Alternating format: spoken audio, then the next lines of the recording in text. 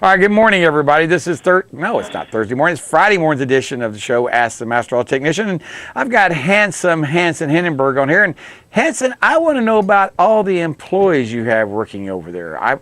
What are their jobs? How many people do you have working over there? And I know you've had people there for a long time. I mean, Jason over there, he said he's known me for years, and I didn't realize he'd been there that long. Jason's on and off worked here for the last 20-something years. Yeah. People get into saying, oh, I don't like working on cars, and then they realize it wasn't that bad when the sun's beating down on them when they're doing something else. So, and somebody like Jason's got a great talent on working on cars. It's just some people have it and some people don't, and he is just very talented. He's looked at thousands of cars. He knows what to look for if there's a certain issue. So he's very apt at getting things done on vehicles. Well, good. So you need to have someone that enjoys the challenge of finding out what a problem is. And because if you don't have that, it's kind of hard to get cars fixed because you have to have that desire. So Jason has the desire. Is there any other techs you have working over there besides Jason? Yeah, we've got other great techs. We've got John, who is very willing to work on everything. He does an excellent job, very thorough, wanting to make sure that we turn out a good product. And, that's the big thing in our profession, is that we have to make sure that what we do and what we charge for is a very professional, quality product. And sometimes people forget that. We're not just here to slap things together. Oh. We're here to analyze and make sure that we're not only doing the best job we can, but also using the best products that we can, so that when we do a brake job, it lasts you a very long time. Well, you want to make sure the customers get what they're paid for, and that's one of the things you're after. But brake jobs, speaking of brake jobs, brake jobs today are not like brake jobs of, say, 20 years ago. Can you think, 20 years ago when we did a brake job, what did we always have to do? Just maybe cut the rotors and put pads on them. That was about it. Things have gotten a lot more complicated now. We talked about this before, just bleeding the brakes. You have to have a computer 9 times out of 10 these days to be able to engage the ABS system and, make sure that every part of the system is bled correctly so that you don't have air stuck somewhere in the system, which is nowadays very complicated. Very complicated, that's true. Now, I know there's 2 people out there besides, there's Jason, and you said who was the other person working out there in the shop with him? We got Mike. He works with me up here in the office, but he's also excellent on researching issues with the vehicles, both online, Identifix, AllData, Mitchell. He's very much into the computer end of it to be able to engage and research some of the issues. And that's important too. You have to be computer savvy to be able to not only hook up a scan machine, but be able to look at all the different aspects and how they've fixed it before when you have a specific drivability problem. Absolutely. It's amazing how much computer information we have to have before we even open the hood of a car. We go in there, we take the information we got from the scanner and have to do research before you do anything. If you don't, you may end up, chasing a rabbit, so to speak, and you never quite get where you're going. And you got to be careful that you're going on the right direction. Yeah, it surprises me. You're right. It's like chasing a rabbit. Even, manufacturer or the dealership sometimes have issues that they just can't really figure out, and they have all the tools in the world out there. But what we found is, there's some guy, and it could be a guy in Australia who said, hey, I found this, and I tried this, and it worked. And they were like, I don't know. But then we tried, and it works. You're absolutely right. We were talking about in yesterday's show about removing spark plugs on a 5.4 Triton 3 valve. And if you do it the way that you and I were taught years ago, to make sure the engine's cold, to make sure we do it by hand, 9 out of 10 times you're going to break a spark plug off on them. And what we found out is we do things just thanks to International Automotive Technicians Network. I did some research and reading over the years, and they want us to put General Motors top engine cleaner in there, let it sit overnight, and to rattle them out with an impact gun in the morning after the car sits overnight, and after you start it up for about 2 or 3 minutes just to break the chill on it, then remove it. with a slightly warm engine with an impact gun, which is just the opposite of what you and I were taught 30, 40 years ago, removing spark plugs. You were taught never. It's very counterintuitive, yes, like you said, to use an impact gun to rattle a spark plug loose. It's kind of scary. It is, but then when you try it and it works and go like, wow, and then you do dozens and dozens of these vehicles, and it always seems to work. You go, and this was the right thing to do. It is. I don't know, but this is something that, thanks to the International Automotive Technicians Network, me getting on there along with my guys, we were trying to figure out how come these spark plugs keep breaking on these things, and customers get kind of upset when they have to spend $1,000, extra $300 or $400 just to get the spark plugs broken out of it.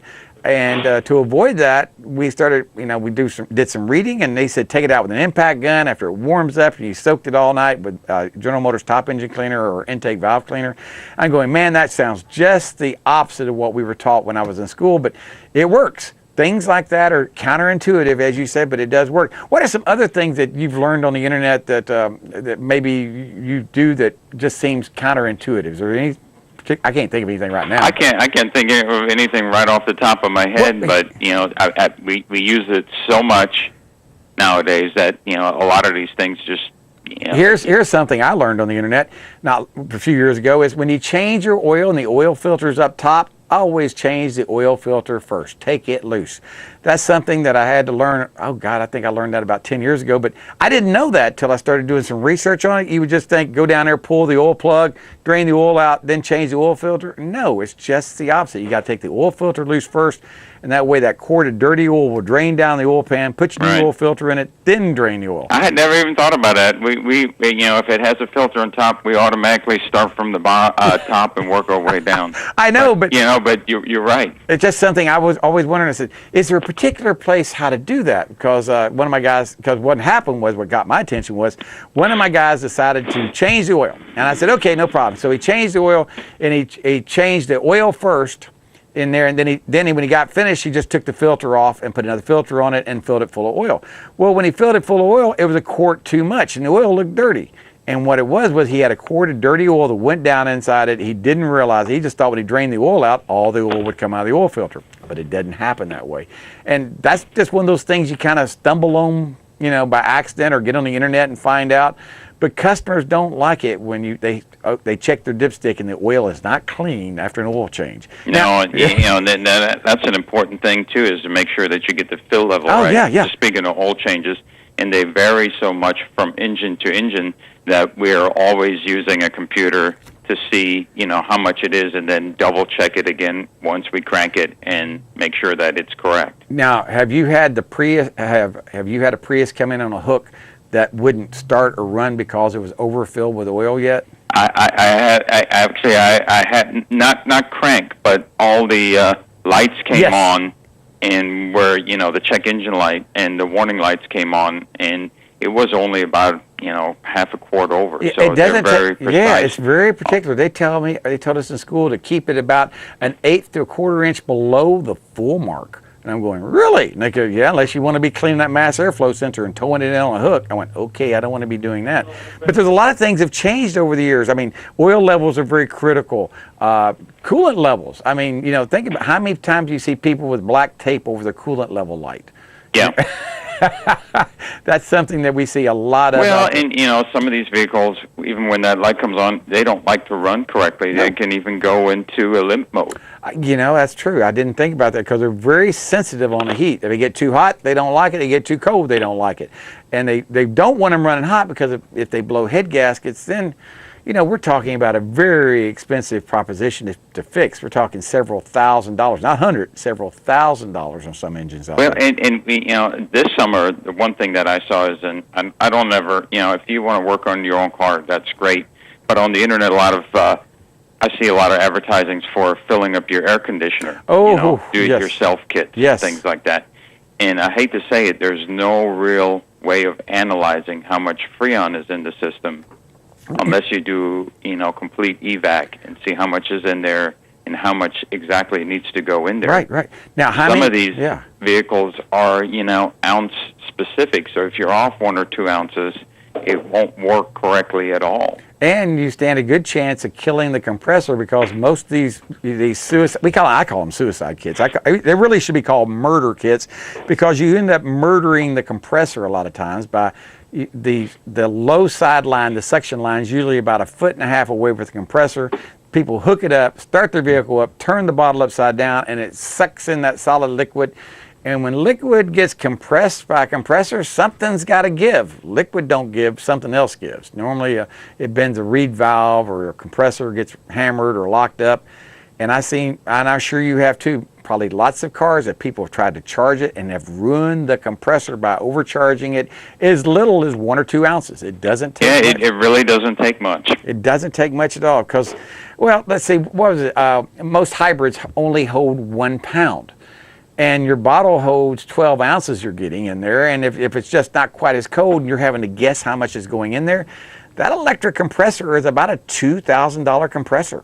Yeah, speaking of like a Prius or something, those are very fancy compressors. Yes. It's not like your old Chevy that has a $200 or $300 compressor in it. These compressors are, like you said, over $1,000 just for the parts themselves. And there's nothing like you've ever seen, and there's a lot of procedures. I had a guy come in, well, can't you just hook hoses up to it and throw refrigerant in it? I said, sure, I can do that. But don't you want your air conditioning to work? He goes, of course. I said, if I do that, it's not going to work. He says, why not? I said, one thing is because once you press those Schrader valves down, they're going to leak. And 2, I said, if I don't charge it exactly to the gram, it's not going to work as well, and you're going to do damage, and you don't need to do that. And I have to make sure my hoses have been flushed out to remove all the oil from previous cars, because electric compressors do not like dye, and they do not like certain oils. They have to have their own oil. They can't just put any kind of oil in them. And again, their oils are so crucial. There's many different weights of oil for different applications, and sometimes people forget that. And they put the wrong oil in there, or like you said, even dyes. And some of these newer scroll compressor styles, dye is not good for it either. No. It's like putting it's just like putting a bullet in the radiator, so to speak. It's not a matter of if it's going to die; it's a matter of when it's going to die. Because it's going. And again, that's where we come back to the information. Right. Is that we need to make sure that before we do anything to it, we figure out how much to be in there, what kind of oil, and all that information you have to get, from an OE manufacturer style website, like, Mitchell or even Identifix. That's right, and that's the only way to do it, and that's why it's so important when people come in there and they want to ask, how do you know how to fix my car right? You just point at your computer and say, well, that's our best tool we got in our toolbox, is that computer right there. That's the best information out there. We got about 30 seconds. We really got about 30 seconds left. What would you like to tell people about the specials you're all doing over at Baytown Tires with your help over there? Just like our name says, we're Baytown Tires, so we got lots of tire specials. If you guys are getting ready for a fall trip, we're seeing a lot of people coming in, going out of town for Thanksgiving, or even going to Disney as things cool down a little bit, hopefully weather-wise. We got mail-in rebates, purchased a lot of special purchase tires. So if you need something, give us a shot. We'd like to have you. All right, give him a call at 78. I forgot your number there, Hansson. It's okay. Give me your number again. I drew a blank. 873-8900. 873-8900. Boy, I just drew a blank this morning. I'm getting old. Or visit us online at BaytownTirePros.com. All right, you be good. Talk to you later now. Bye-bye. If you want the best deal in town for tires, you need to call Baytown Tires at 873-8900. Hansson and the guys at Baytown Tires take pride in serving Panama City for over 20 years. Baytown Tires on Highway 98 in St. Andrews. All service work backed by a nationwide warranty. Water is too powerful to fight alone.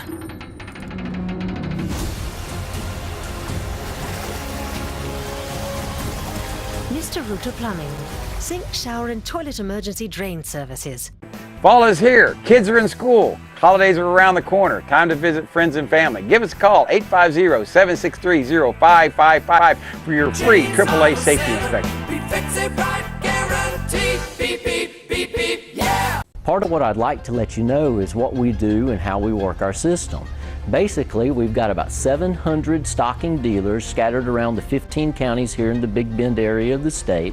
I run a fleet of trucks, vans, and what we call hotshot vehicles to deliver to our dealers quickly so they can help service you as fast and efficiently as they can. Provide timely and efficient service, and we're there to take care of our dealers, who in turn can take care of their customers. Thanks. Talking to Hansson Hindenburg from Baytown Tires about how our best tool in our box is our computer out there. And Mark and I have been in this business for a long, long time, long before there were computers. And I just kind of want to reminisce how we, years ago, used to find information about cars before the internet or before computers. Good morning, Mark. How you doing this morning, sir? Doing well. And I will have to say that once again, the audio is such that I'm catching about every third word. So if it sounds like I respond to a question incorrectly, it's probably I didn't hear the whole thing. But I did hear that, so go ahead. Okay. What I want to know is remember years ago when we first went in this business, how did we find information to fix cars versus today where we have the internet and we have, International Automotive Technicians Network, we have Identifix, we have All Data, Mitchell on Demand. What did we do years ago? Oh, well, years ago, we had reams and shelves of books. And to give you an example, not too long ago, a Ford dealership closed. Mm-hmm. And they had a room that was probably 20 by 15. So I want you to envision how many square foot that is. All the walls, from ceiling to floor, were covered with bookshelves, and in the middle were the bookshelves, and that's where the manuals were kept. So this Ford dealership had been around a long time, and when a new vehicle came out, the dealership was required to spend about $200, maybe $250 per vehicle mm-hmm. to buy these manuals, and then of course had to have a place to store them. Well, that all went away. What, 95? Is that when it started? 95 with Windows 3.1 and the late 90s, right into 2000. We started being able to put, and I wanna envision this in your mind.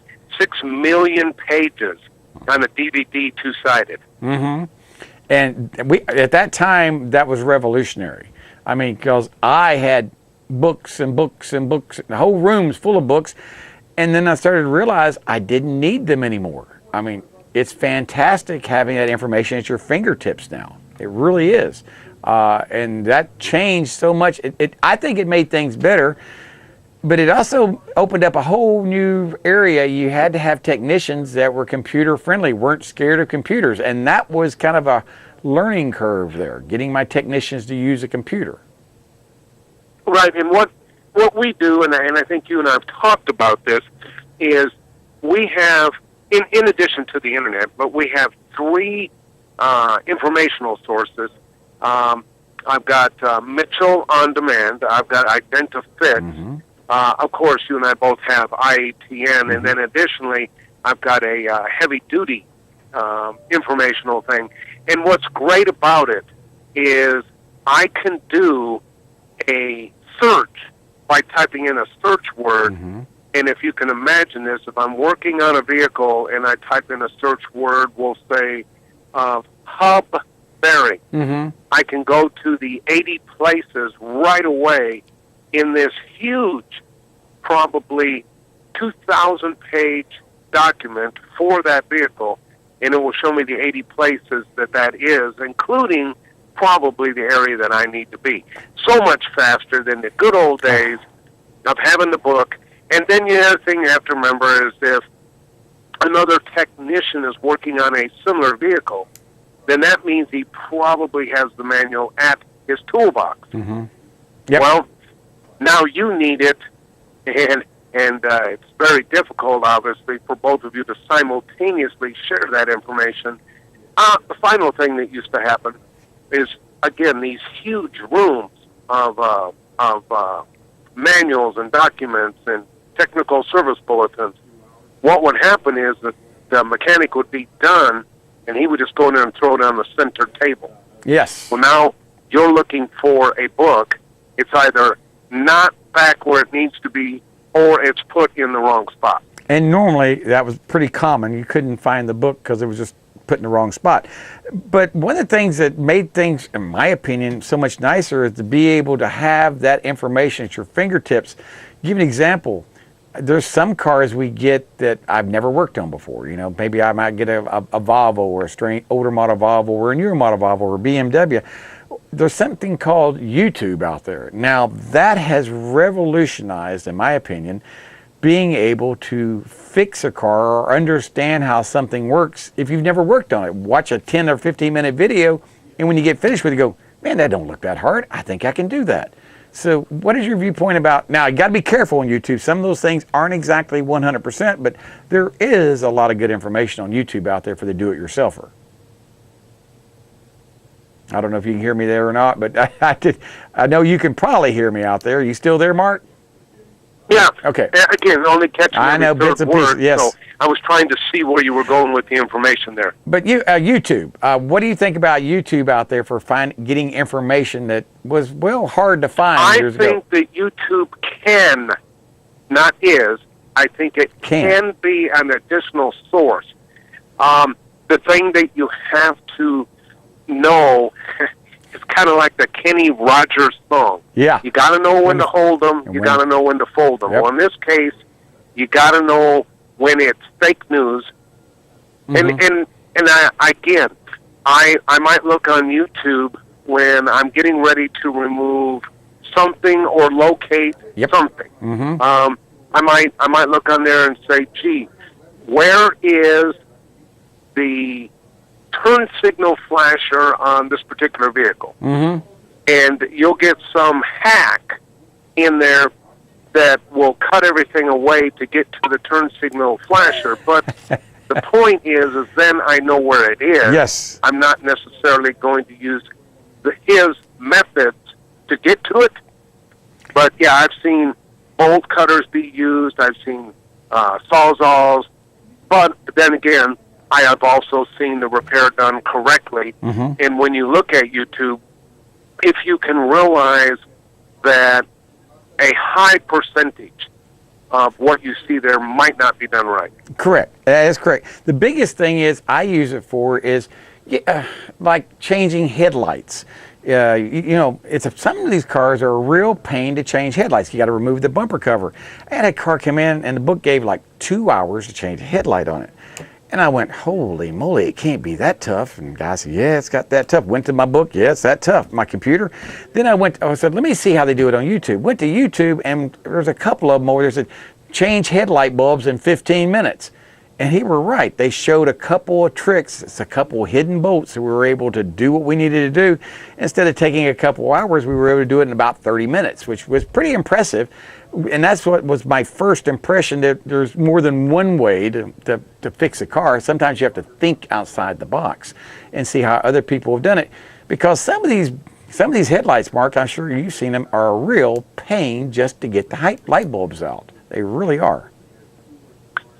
Well, I think you're right in an example being, we'll say, like a Suburban or a Yukon in the 2010-11 range, where you pulled the inner fender and then you pulled the bumper fascia to get to the lower bolt. Now, when looking on YouTube, because the guy didn't understand that lower mounting bolt for the headlight was there, and he didn't perceive what he was doing, he directed in the YouTube video to undo the top bolts, which were correct.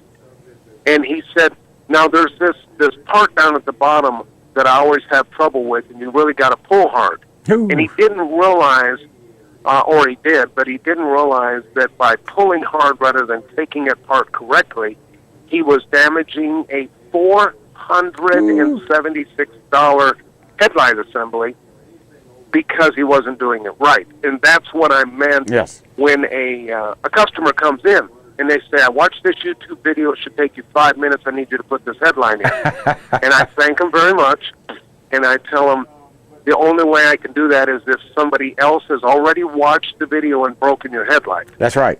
That's right. Now, you're right. Not all the advice is 100%. You have to take it with a grain of salt, like you said. Kenny Rogers, know when to hold 'em, when to fold 'em.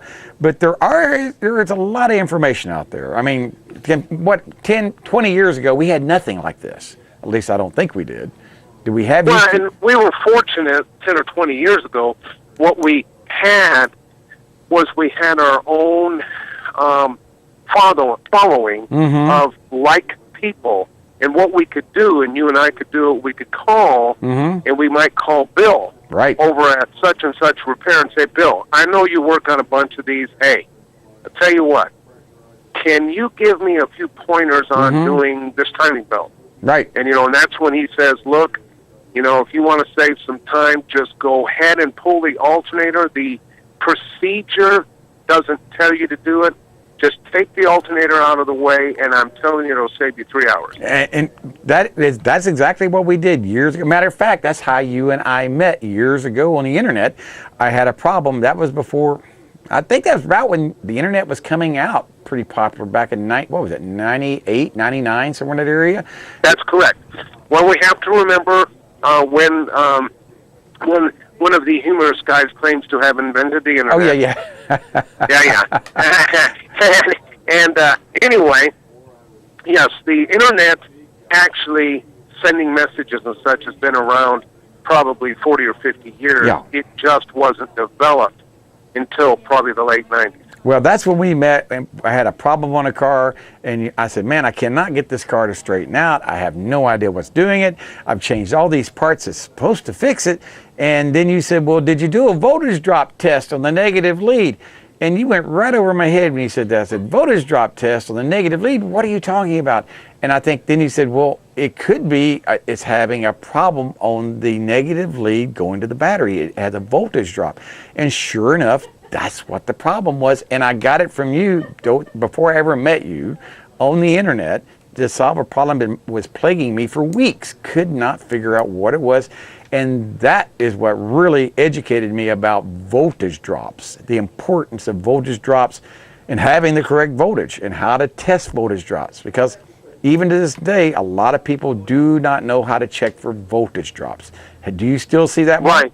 And see, I had the privilege of having connections with the OEM, so the original manufacturer's engineers. And so in my early days, I would see or hear of a problem, and I could call one of those guys, and they'd say, oh, we had a similar problem like that in Atlanta, and we sent 2 engineers over there. They were there 4 days, and here's what they discovered. Well, just imagine, in one phone call, that's what I learned. And it took them 2 engineers on site 4 days testing everything until they learned that. Well, nowadays, like you said, with the internet, there are people like you, me, and the people that I learned from, and they're on the internet. And all of a sudden, instead of calling Bill over at the repair shop, I can link with 70,000 technicians. And that's what makes the difference between the technicians of today and technicians of yesterday. It's the information sources we have. Mark, I gotta go. Thank you so much for your information. We'll be talking to you again next week.